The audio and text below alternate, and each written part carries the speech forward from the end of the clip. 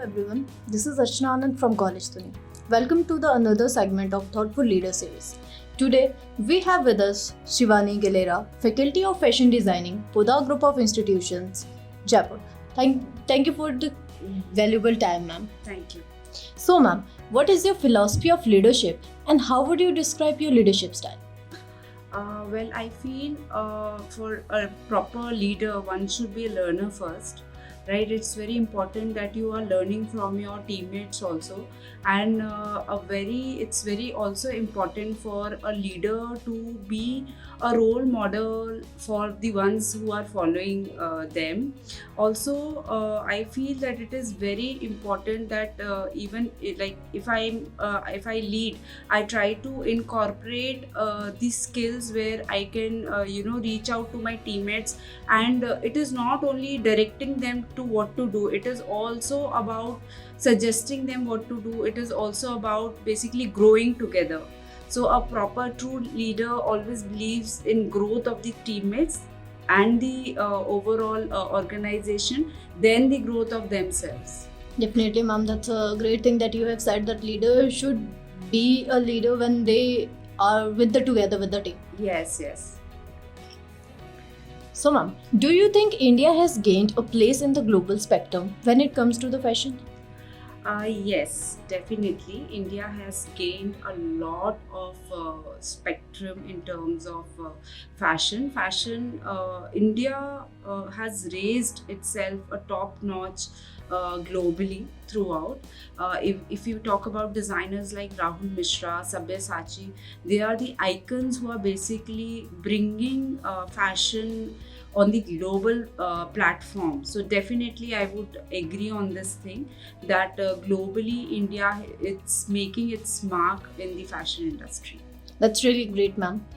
And ma'am, how does the curriculum of your institute align with the dynamic practice of fashion industry? Generally, our curriculum at Poddar Group at Design Department, we try to incorporate as much as practical practices along with the theoretical practices, and we try to incorporate our syllabus and our curriculum with a lot of on-field study.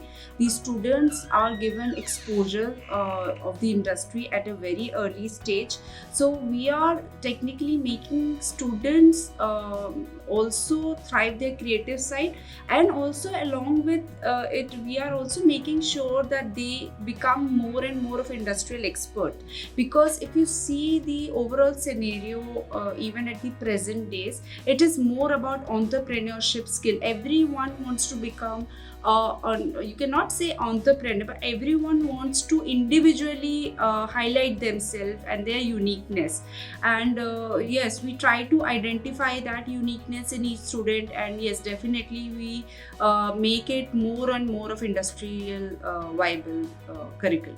That's really great initiative taken by the Poddar Group, ma'am. So, ma'am, what are the growth opportunities that are available here in the Poddar Group for the students?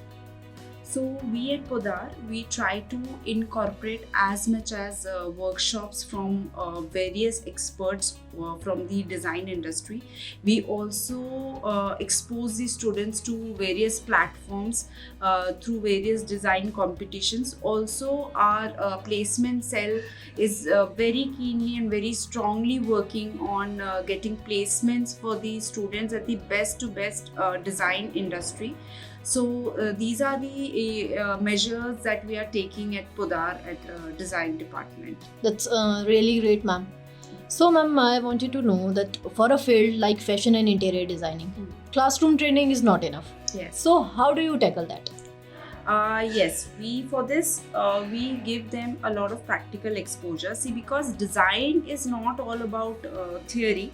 Yes, it is partly about theory. You can talk about like 20% is theory and 80% is skill. So skill enhancement workshops are regularly done at Poddar, and we make sure to take students to various industrial visits. So we take them to visits like textile museums. We also take them to various visits like garment industries, like print industries. So student is not only studying over here and only reading about the procedure of some textile or some weaving technique, but they're also looking at it, they're also doing it with the artisans over there, they're also having hands-on experience of doing the thing on the loom themselves. So it is not only limited to classrooms. We make sure that 80% of the student engagement should be skill based, because overall it is a major the role of skill is major in design.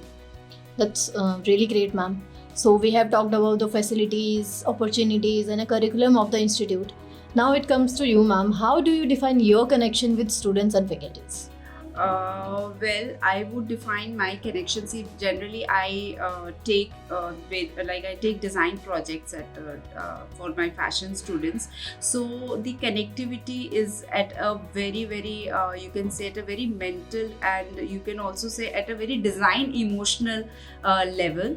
And generally, I find it very exciting and it's a thriving process for both of us. Like even for the faculties, for the students, for me also, to generally engage with their minds. So you're basically growing, you're making them realize that how unique you can be as a designer, as an individual. So partly that is on my role, and I thoroughly enjoy teaching them.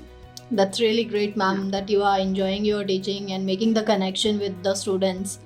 So, ma'am, when you look back in your time of education industry, what's the major difference? Well, major difference, we can talk about resources, and the major difference, we did not have phones. The internet was not so viable, which it is now. Even like the data, it was not so much available that time. Even in the internet, if we had to search something, so we had to go to the library, and we had the systems where we had very less data available on the internet. So most of our time was spent in library. And I am a NIFT graduate. I've done my designing from NIFT Gandhinagar. So during those times, there was a lot of time where we had we had very less resources. We had to study magazines, we had to study books. But if you see today's resources, or you see today's students, they have a lot of resources, which are like, you have mobile phones. But the